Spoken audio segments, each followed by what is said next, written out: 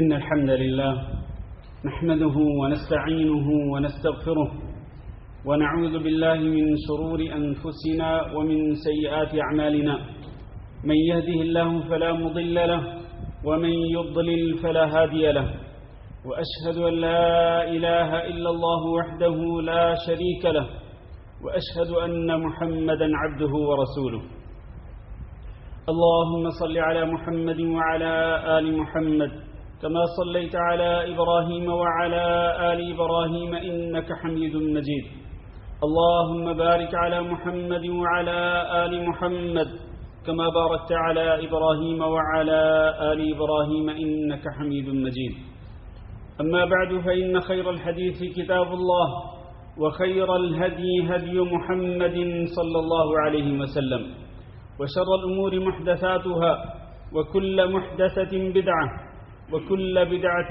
ضلالة وكل ضلالة في النار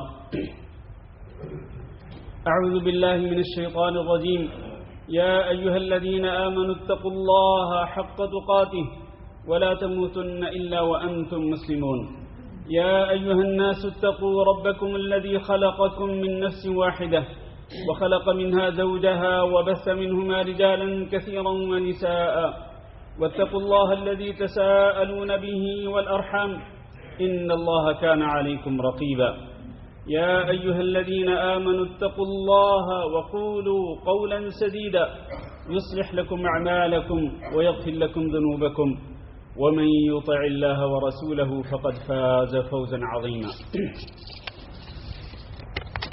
قابل صد احترام بزرگوں، دوستوں اور بھائیوں، اللہ رب العزت نے قرآن مجید میں جس شخصیت کے لیے ایک نہیں بلکہ کئی قسمیں کھائیں، وہ شخصیت کون ہے؟ وہ شخصیت ہمارے نبی سید الانبیاء والرسل حضرت محمد صلی اللہ علیہ وسلم. نبی کریم صلی اللہ علیہ وسلم پر اللہ کی وحی نازل ہوئی، اور پھر ایک مرتبہ اس طرح ہوا کہ کچھ دن تک آپ صلی اللہ علیہ وسلم پر فرشتے کا نزول بند ہو گیا، یعنی حضرت جبریل امین علیہ السلام کی آمد رک گئی. تو کچھ لوگوں نے مشرکین مکہ میں سے یہ کہنا شروع کر دیا کہ محمد صلی اللہ علیہ وسلم کو ان کے رب نے چھوڑ دیا ہے. اللہ رب العزت نے ان کی اس بات کا جواب دینے کے لیے دو قسمیں کھائیں، اور اللہ نے فرمایا وَالضُّحَى وَاللَّيْلِ إِذَا سَجَى. ایک تو چاشت کے وقت کی قسم ہے کہ جب سورج اپنی پوری چمک دمک کے ساتھ پوری دنیا کو روشنی پھیلا رہا ہوتا ہے. ایک تو چاشت کے وقت کی قسم، اور پھر یہ سورج جو چاشت کے وقت روشنی پھیلا رہا ہوتا ہے، پھر جب غروب ہو جاتا ہے تو غروب ہونے کے بعد رات شروع ہوتی ہے، رات کی تاریکی شروع ہوتی ہے. اللہ نے اس رات کی بھی قسم کھائی وَاللَّيْلِ إِذَا سَجَى. رات کی بھی قسم جب رات چھا جاتی ہے، یعنی رات کی تاریکی چھا جاتی ہے، رات کا اندھیرا چھا جاتا ہے. یہ دو قسمیں کھانے کے بعد اللہ نے فرمایا ما ودعک ربک وما قلی. تیرے رب نے تجھے چھوڑا نہیں، وما قلی، اور تیرا رب تجھ سے ناراض بھی نہیں ہے. وَلَلْآخِرَةُ خَيْرٌ لَكَ مِنَ الْأُولَى. اور آپ کی بعد میں آنے والی زندگی پہلی زندگی سے بہت بہتر ہوگی. یعنی آپ دیکھیں گے کہ اب آپ پر آزمائشیں آ رہی ہیں، اب ان لوگوں کی طرف سے آپ کو اذیتیں مل رہی ہیں، لیکن آہستہ آہستہ بعد میں آنے والا جو وقت ہے وہ آپ کے لیے اور آپ کی امت کے لیے بہتر سے بہتر ثابت ہوگا. اور اس کا وَلَلْآخِرَةُ خَيْرٌ لَكَ مِنَ الْأُولَى، اس کا ایک معنی یہ بھی کیا گیا ہے کہ دنیا کے اندر تو آزمائشیں آنی ہی آنی ہیں. دنیا مصیبتوں کا گھر ہے اور آزمائشوں کا گھر ہے. آپ پر بھی آئیں گی آزمائشیں اور اذیتیں آپ کو ملیں گی، لیکن آخرت آپ کے لیے دنیا سے کہیں زیادہ بہتر ہے.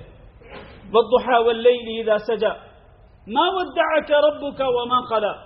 تیرے رب نے تجھ کو چھوڑا بھی نہیں اور تجھ سے ناراض بھی نہیں. وللآخرة خير لك من الأولى ولسوف يعطيك ربك فترضى. اور ان قریب آپ کا رب آپ کو اتنا دے گا کہ آپ راضی ہو جائیں گے. یہ قسمیں اللہ رب العزت نے کس کی خاطر کھائیں؟ اللہ رب العزت نے یہ قسمیں اپنے حبیب سید الانبیاء والرسل حضرت محمد صلی اللہ علیہ وسلم کے لیے کھائیں اور ان کو تسلی دلائی، ان کو اطمینان دلایا کہ آپ کے رب نے آپ کو چھوڑا نہیں جیسا کہ یہ لوگ دعویٰ کر رہے ہیں. پھر بات یہاں تک نہیں، بلکہ اللہ رب العزت نے قرآن مجید میں اپنے پیارے نبی حضرت محمد صلی اللہ علیہ وسلم کی زندگی کی بھی قسم کھائی. سورۃ الحجر میں جہاں اللہ رب العزت نے حضرت لوط علیہ السلام کا اور ان کی قوم کا واقعہ ذکر فرمایا، بالکل اسی واقعے کے درمیان میں اللہ نے فرمایا لعمرک انہم لفی سکرتہم یعمہون. اے محمد صلی اللہ علیہ وسلم آپ کی زندگی کی قسم، یہ لوگ یقیناً اپنی مدہوشی کے اندر سرگرداں تھے کہ انہوں نے اپنے نبی کے مہمانوں کو بھی نہیں بخشا. نبی کے مہمان جو کہ فرشتے تھے انہوں نے ان سے بھی بدفعلی کرنے کا ارادہ کر لیا. لیکن اللہ رب العزت کا امر جو ہے وہ سب چیزوں پہ غالب ہے. تو نبی کی زندگی کی بھی قسم کھائی. وہ نبی کون ہے؟ ہمارے نبی حضرت محمد صلی اللہ علیہ وسلم. نبی کے شہر کی بھی قسم کھائی تو میں لا اقسم بهذا البلد وانت حل بهذا البلد. میں اس شہر کی قسم کھاتا ہوں. کون سا شہر؟ مکہ مکرمہ کی قسم کھاتا ہوں. اور قسم کون کھا رہے؟ اللہ رب العزت. اور کس لیے کھا رہے ہیں؟ وانت حل بهذا البلد، اس لیے کہ آپ اس شہر کے اندر رہنے والے، آپ اس شہر کے اندر رہائش پذیر ہیں. ووالد وما ولد. نبی کی اور نبی کے شہر کی قسم اور نبی کی زندگی کی قسم. اور یہی نہیں بلکہ اللہ رب العزت نے کئی قسمیں کھائیں اور اللہ رب العزت نے آپ کے اخلاق عظیم کی گواہی دی. فرمایا نون والقلم وما یسطرون ما انت بنعمت ربک بمجنون. قلم کی قسم اور اس کی قسم جس کو یہ لکھتے ہیں، یعنی جس کو یہ فرشتے نوٹ کرتے ہیں. گویا اللہ رب العزت نے قلم کی اور قلم کے ذریعے لکھے جانے والے اللہ کے احکامات، اللہ کی وحی کی قسم کھائی اور فرمایا ما انت بنعمت ربک بمجنون. آپ اے محمد صلی اللہ علیہ وسلم اپنے رب کے احسان کے ساتھ مجنون اور دیوانے نہیں ہیں جیسے کہ یہ مشرکین مکہ دعویٰ کرتے ہیں کہ یہ محمد صلی اللہ علیہ وسلم دیوانے ہیں. آپ دیوانے نہیں، آپ پاگل اور مجنون نہیں. وَإِنَّ لَكَ لَأَجْرًا غَيْرَ مَمْنُونَ. اور آپ کے لیے اتنا اجر ہوگا جو کبھی منقطع نہیں ہوگا. وَإِنَّكَ لَعَلَى خُلُقٍ عَظِيمٍ. اور اتنی قسمیں کھانے کے بعد فرمایا کہ آپ اے محمد صلی اللہ علیہ وسلم خلق عظیم کے بڑے منصب پہ فائز. آپ کا اخلاق بہت بڑا اخلاق ہے. آپ صلی اللہ علیہ وسلم کے اخلاق عظیم کی، اخلاق حسنہ کی گواہی دے ڈالی اللہ رب العزت نے قرآن مجید کے اندر، اور وہ بھی کئی قسمیں کھانے کے بعد. یہ جو میری تمہید ہے میرے بھائیوں، اس تمہید سے آپ اندازہ کر سکتے ہیں کہ اس پیارے نبی حضرت محمد صلی اللہ علیہ وسلم کا مقام و مرتبہ اللہ کی نگاہ میں اللہ کے نزدیک کتنا بڑا ہے. اللہ کے نزدیک حضرت محمد صلی اللہ علیہ وسلم کا مقام و مرتبہ کتنا بڑا ہے، اور آپ کی شان کتنی بڑی ہے، اور آپ کے فضائل کتنے زیادہ ہیں، کتنے عظیم فضائل ہیں کہ اس شخصیت کی خاطر اللہ رب العزت نے قسمیں بھی کھائیں، اس کی زندگی کی بھی قسم کھائی، اس کے شہر کی بھی قسم کھائی، اور قسمیں کھا کے اس کے اخلاق عظیم کی بھی گواہی دے ڈالی. میرے بھائیوں، ہمیں اس نبی کی عظمت کو پہچاننا ہے، ہمیں اس نبی کی شان کو پہچاننا ہے، اس نبی کے مقام و مرتبہ کو پہچاننا ہے.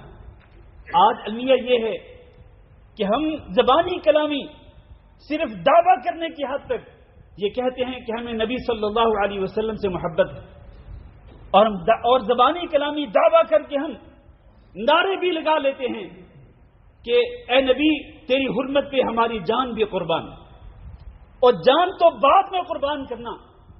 ذرا اپنے یومیہ دن اور رات کے معمولات کا ذرا جائزہ تو لے لو، ذرا اپنے گریبان میں جھانک کے تو دیکھ لو، اور تم نے اس نبی کی جو حدیثیں ہیں، نبی کے جو ارشادات ہیں، نبی کے جو احکامات ہیں، کیا تم نے یومیہ زندگی میں ان پہ عمل کیا ہے؟ جان قربان کرنے کا دعویٰ کرنا بہت دور کی بات ہے، نبی کی ایک ایک سنت پہ، اور جس کو کسی کی ذات سے محبت ہوتی ہے اس کو اس کی بات سے بھی محبت ہوتی ہے، اس کے احکامات سے بھی محبت ہوتی ہے، اس کی احادیث مبارکہ سے بھی محبت ہوتی ہے۔ پوچھو ذرا ان صحابہ کرام سے کہ جو واقعتاً دل سے سچی محبت کرتے تھے اس نبی سے، وہ اپنی جانیں بھی قربان کرنے کے لیے تیار تھے، لیکن اس سے پہلے انہوں نے اسی طرح کر کے دکھایا جیسے نبی نے ان کو حکم دیا۔ نبی نے انہیں حکم دیا، انہوں نے ویسا ہی کر کے دکھایا۔ نبی نے انہیں منع کیا، انہوں نے جن جن چیزوں سے منع کیا تھا انہوں نے ان چیزوں سے پرہیز کر کے دکھلایا، اپنے دامن کو بچا کے دکھلایا۔ وہ حقیقت میں سچے مسلمان تھے، اور حقیقت یہ ہے کہ ہمیں اپنے سچا مسلمان ہونے کے بارے میں بھی غور کرنا پڑے گا اور سنجیدگی کے ساتھ سوچنا پڑے گا کہ ہم سچے مسلمان ہیں بھی کہ نہیں۔ اور میرے بھائیوں، ہر سال 12 ربیع الاول کو میلاد النبی منا کر آپ اپنے آپ کو سچا مسلمان ثابت نہیں کر سکتے۔ نبی سے محبت کرنے والا آپ اپنے آپ کو ثابت نہیں کر سکتے۔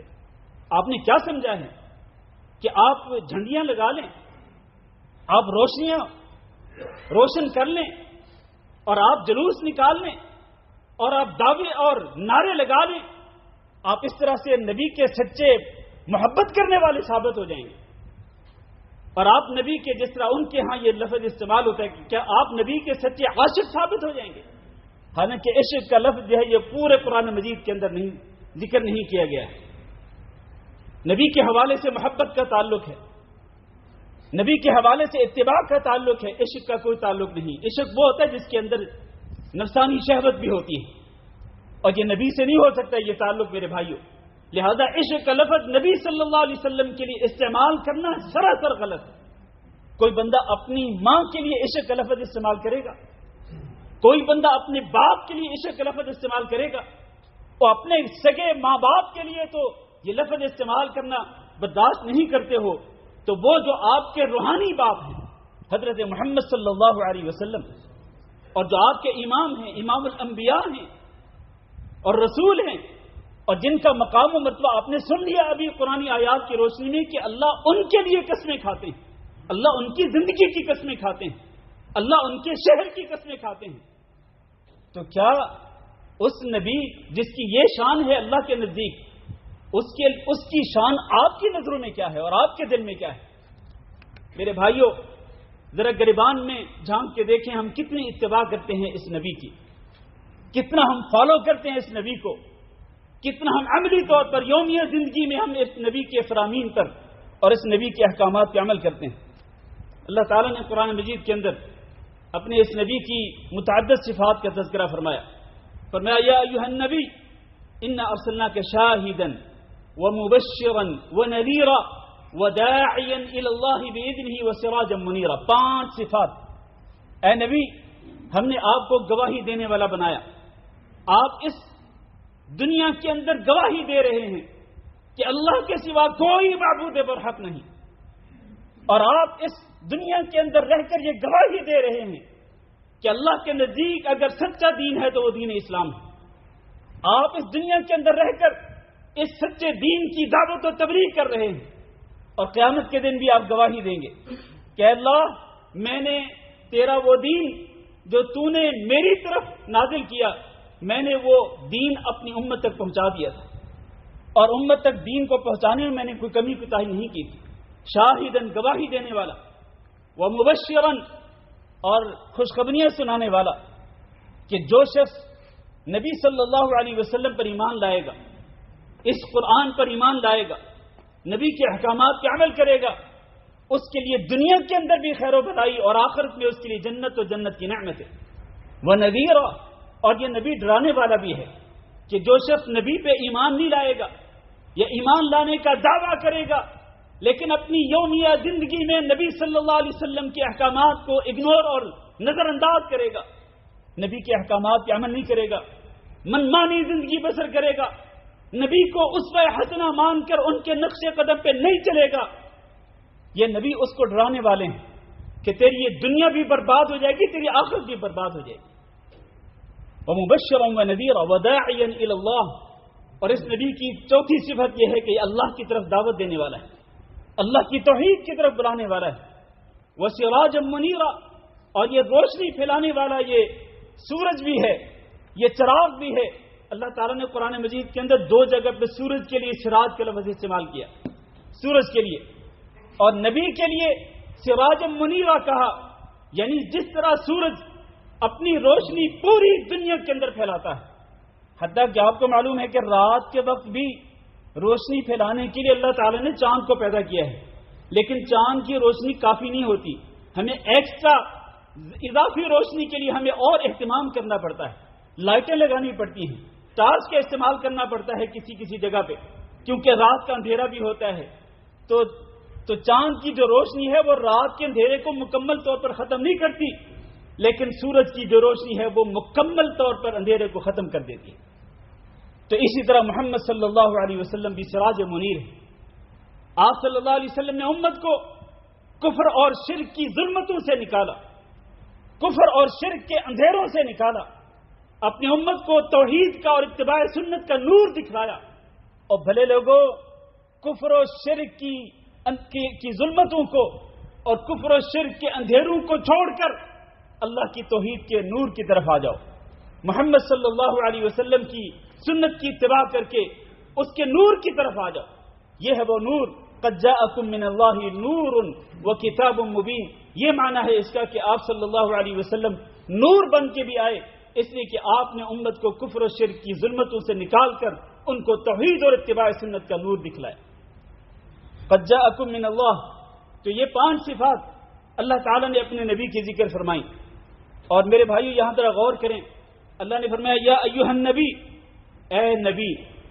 اللہ تعالیٰ نے اپنے پیارے نبی حضرت محمد صلی اللہ علیہ وسلم کو پورے قرآن مجید کے اندر ان کے نام کے ساتھ نہیں پکارا، کہیں بھی یا محمد نہیں کہا، یا احمد نہیں کہا، جیسے کہ یا موسیٰ بھی کہا، یا ابراہیم بھی کہا، یا نوح بھی کہا، متعدد انبیاء کے نام لے کر ان کو پکارا۔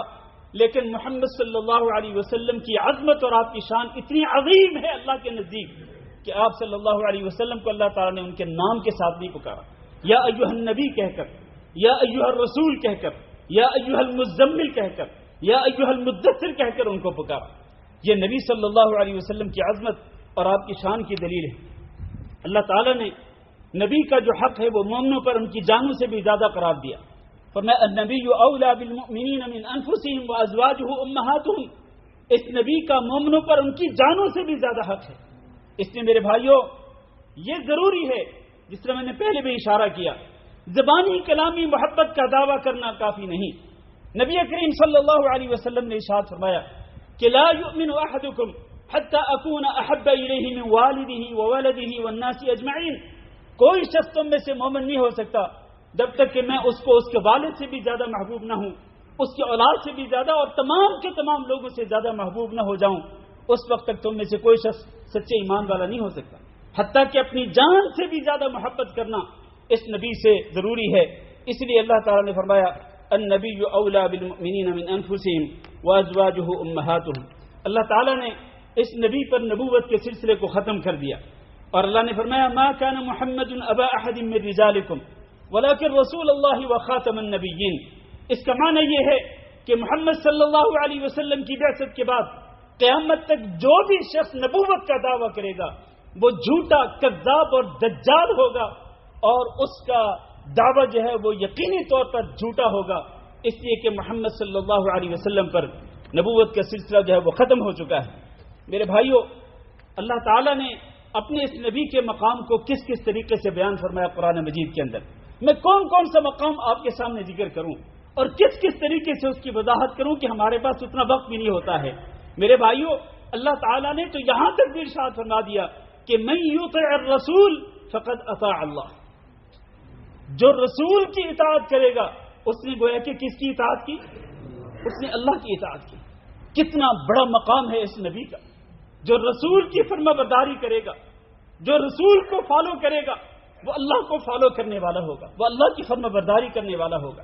اس لیے میرے بھائیوں، اگر آپ واقعتاً نبی سے سچی محبت کرتے ہیں تو رسول کی فرما برداری بھی کریں، رسول کی اطاعت بھی کریں، رسول کو فالو بھی کریں، اور رسول کے نقش قدم پہ چلیں، رسول کو اپنا آئیڈیل شخصیت مانیں، اور اس کی زندگی کو سامنے رکھتے ہوئے، اس کی سیرت کو سامنے رکھتے ہوئے اپنی زندگی گزاریں، اور اپنی سیرت کو بہتر سے بہتر بنائیں، اس کے اخلاق کو دیکھتے ہوئے اپنے اخلاق کو بہتر سے بہتر بنائیں، اس کی عبادت کو دیکھتے ہوئے اپنی عبادت کی اصلاح کریں۔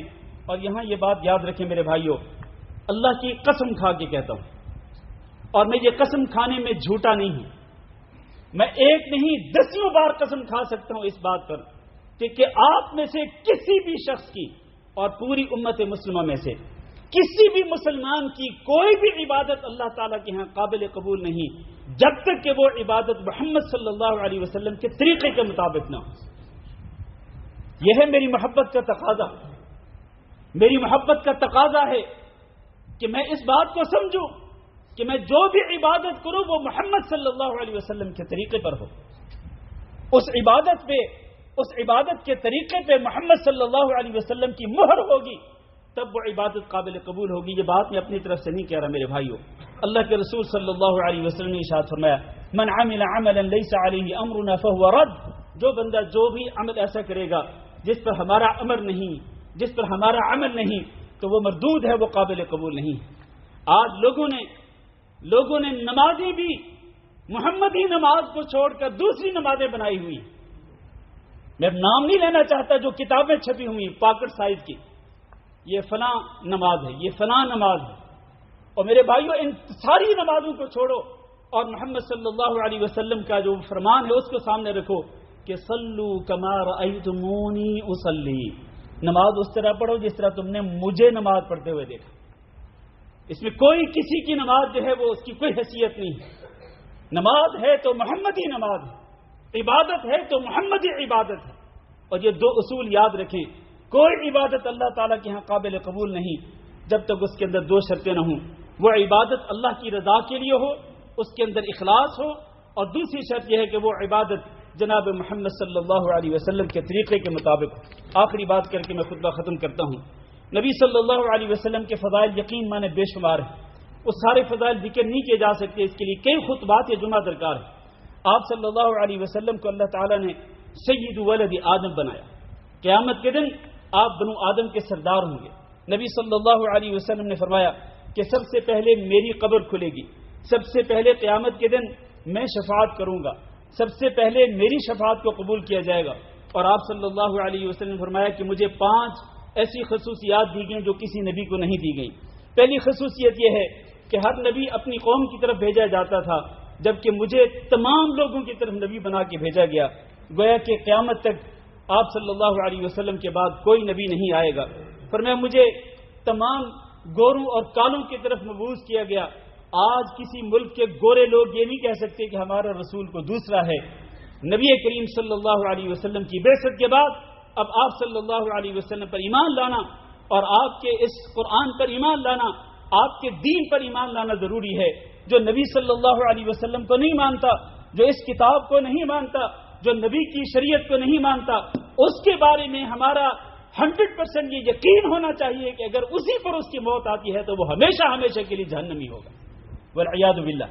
چاہے وہ یہودی ہو، چاہے وہ نصرانی ہو، چاہے کوئی وہ ہندو ہو، چاہے کوئی مجوسی ہو، کچھ بھی ہو، اگر نبی کی شریعت پہ ایمان نہیں لایا، موت آ گئی، وہ ہمیشہ ہمیشہ جہنم میں رہے گا۔ اور نبی صلی اللہ علیہ وسلم کی خصوصیت یہ کہ آپ کے لیے غنیمتوں کے مال حلال کیے گئے، اسی طرح آپ کے لیے پوری زمین کو طہارت کا ذریعہ بنایا گیا کہ آپ جہاں کہیں بھی ہوں، پانی نہیں، آپ زمین کی مٹی سے تیمم کر کے آپ نماز پڑھ سکتے ہیں۔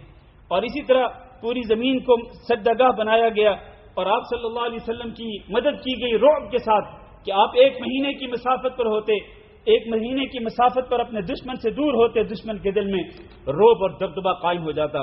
نبی صلی اللہ علیہ وسلم کی ایک خصوصیت یہ ہے کہ آپ کو شفاعت عطا کی گئی۔ لیکن شفاعت کس کے لیے میرے بھائیوں؟ یہ بات کر کے میں خطبہ ختم کرتا ہوں۔ نبی صلی اللہ علیہ وسلم نے فرمایا ہر نبی کو اللہ تعالیٰ نے ایک مستجاب یعنی قبول دعا کی خصوصیت عطا فرمائی۔ ہر نبی کو کہا گیا کہ آپ دعا کریں، آپ کی دعا کو قبول کیا جائے گا۔ آپ فرماتے ہیں مجھے بھی یہ خصوصیت دی گئی، لیکن میں نے اس کو ٹال دیا ہے، کب تک کے لیے مؤخر کر دیا، کب تک کے لیے؟ قیامت تک کے لیے، کہ میں یہ دعا شفاعت کی شکل میں قیامت کے دن کروں گا۔ لیکن وہ شفاعت کس کو ملے گی؟ اللہ کے نبی نے فرمایا فَهِيَ نَائِلَةٌ لِمَنْ مَاتَ مِنْ أُمَّتِي لَا يُشْرِكُ بِاللَّهِ شَيْئًا۔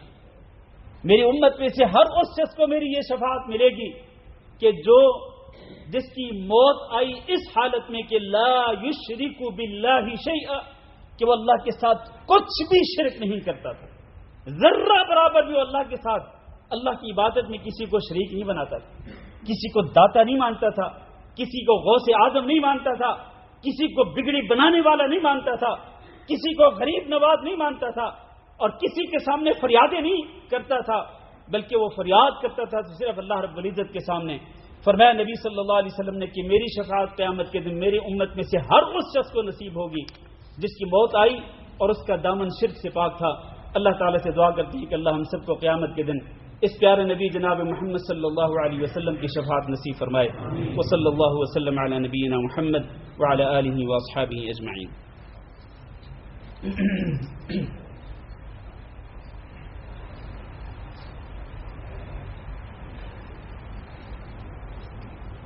إن الحمد لله نحمده ونستعينه ونستغفره ونعوذ بالله من شرور أنفسنا ومن سيئات أعمالنا من يهده الله فلا مضل له ومن يضلل فلا هادي له وأشهد أن لا إله إلا الله وحده لا شريك له وأشهد أن محمدا عبده ورسوله اللهم صل على محمد وعلى آل محمد كما صليت على إبراهيم وعلى آل إبراهيم إنك حميد مجيد اللهم بارك على محمد وعلى آل محمد كما باركت على إبراهيم وعلى آل إبراهيم إنك حميد مجيد أما بعد عزیز القدر بھائیو اور دوستو، ہم جو کلمہ شہادت پڑھتے ہیں اس کلمہ شہادت کے 2 حصے ہیں۔ پہلا حصہ اشہد ان لا الہ الا اللہ وحدہ لا شریک لہ، جس کا تقاضا یہ ہے کہ عبادت صرف اللہ رب العزت کی کریں، اور اس کلمہ طیبہ کا اس کلمہ شہادت کا دوسرا حصہ ہے وَأَنَّ مُحَمَّدًا عَبْدُهُ وَرَسُولُهُ، کہ محمد صلی اللہ علیہ وسلم اللہ کے بندے اور اللہ کے رسول ہیں۔ یہ جو کلمہ شہادت کا دوسرا حصہ ہے اس کے کچھ تقاضے ہیں۔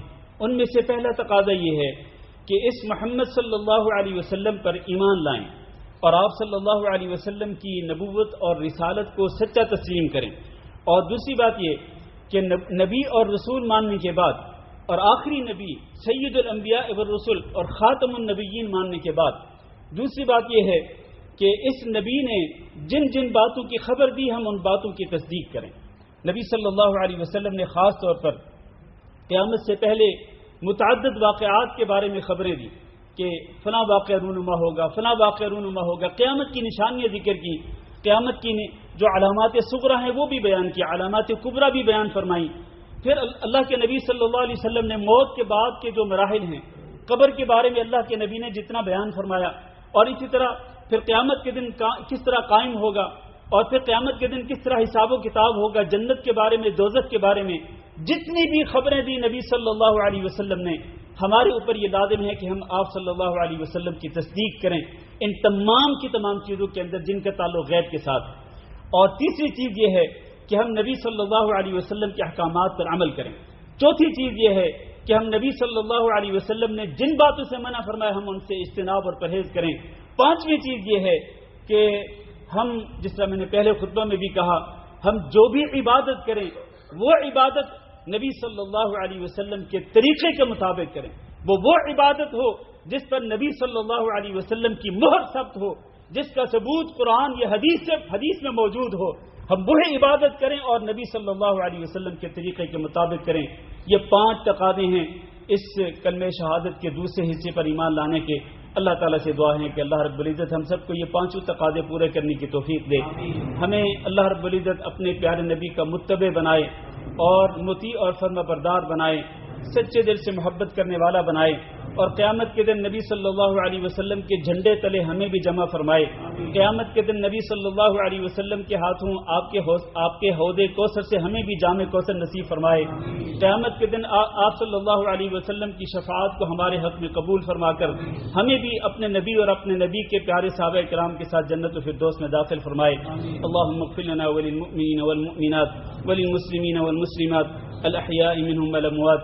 اللهم إنا نسألك العفو والعافية والمعافاة الدائمة في الدنيا والآخرة۔ اللهم إنا نسألك رضاك والجنة ونعوذ بك من سخطك والنار۔ اللهم فرج هم المهمومين ونفس كرب المكروبين واقض الدين عن المدينين واشف مرضانا ومرضى المسلمين۔ اللهم آمنا في أوطاننا واجعل هذا البلد آمنا مطمئنا وسائر بلاد المسلمين۔